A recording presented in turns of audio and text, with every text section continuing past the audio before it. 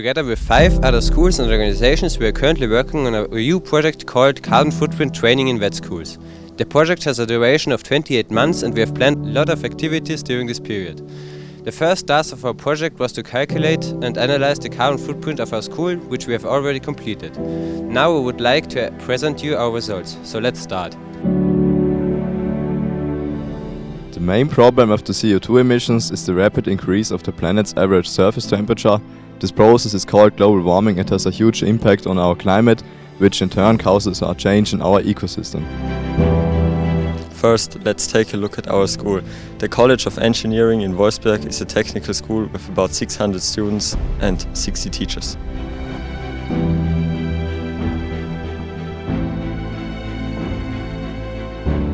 Now let us show you the results of our carbon footprint calculation. What you can see now is a simulation of emissions our school produces in 1 year. There are quite a lot of bubbles shown. There are 850 bubbles with a diameter of 10 meters each. But what are the 3 biggest producers of CO2 emissions? As you can see, 76% of our CO2 emissions result from mobility, meaning most students and teachers use a car or other motorized vehicles to reach school, while heating and electricity together cost almost 20% of the emissions. It has to be noted that both can be considered to be environmentally friendly. Mobility is one of the main challenges our school encounters when it comes to the reduction of CO2. In our school-wide survey we found out that almost half of the people in school get here by car. Other means of transport are far less popular, but let's take a look at what we found out in our survey. Dear Mr. Schmauzer, what do you think is the biggest source of production of CO2 in our school? I think the biggest CO2 producer at our school are the people itself, because they always drive with the motorcycles or the cars to the school.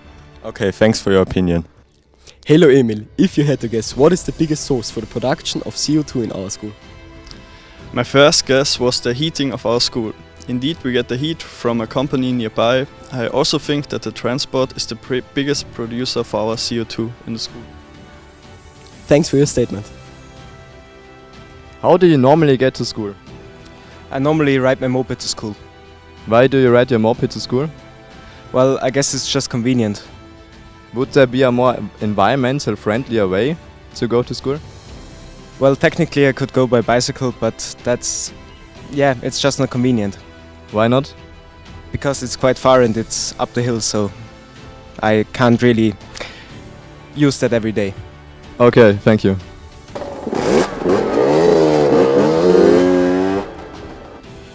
How do you get to school normally?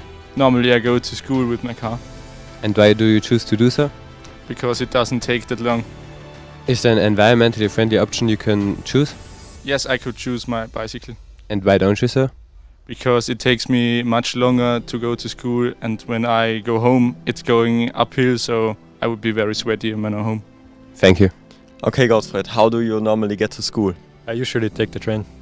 Okay, and are you satisfied with the train and bus connections from your home to our school? So far I only had good experiences with it. Okay, and how comes that? It's probably because I live near a train station. Okay, thanks for your time.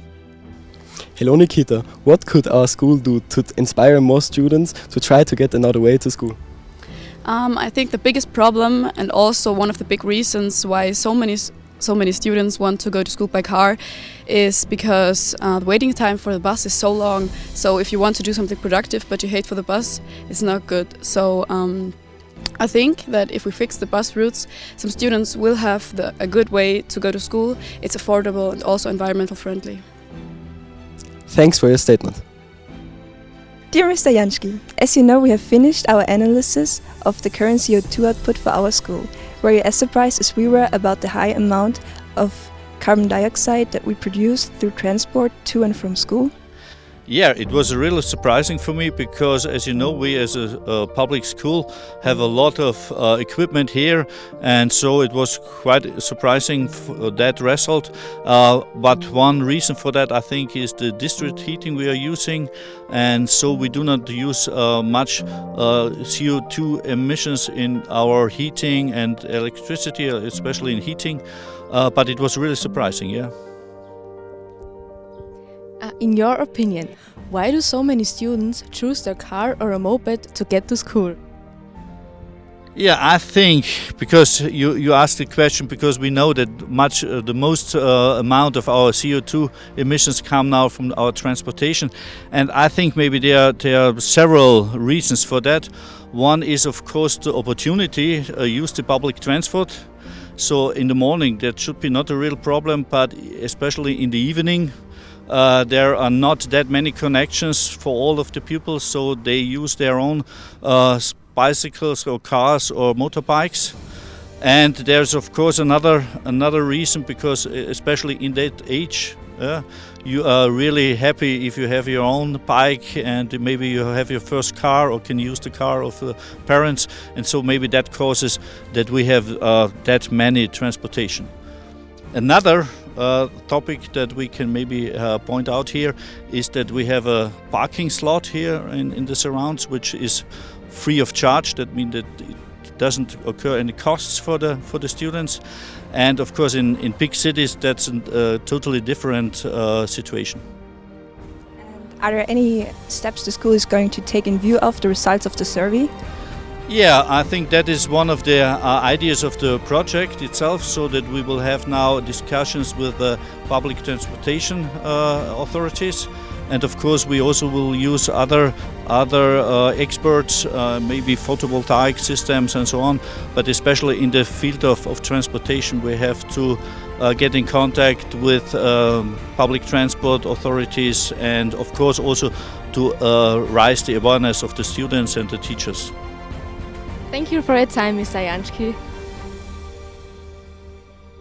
What we did was actually analyze the invoices for district heat and for electricity, plus an inventory of all the auxiliary materials, including paper, cleaning agents and so on. The students were very active in surveying their mobility habits regarding transport medium, regarding distance, and all these data were brought together regarding their carbon equivalent. The results were quite a surprise.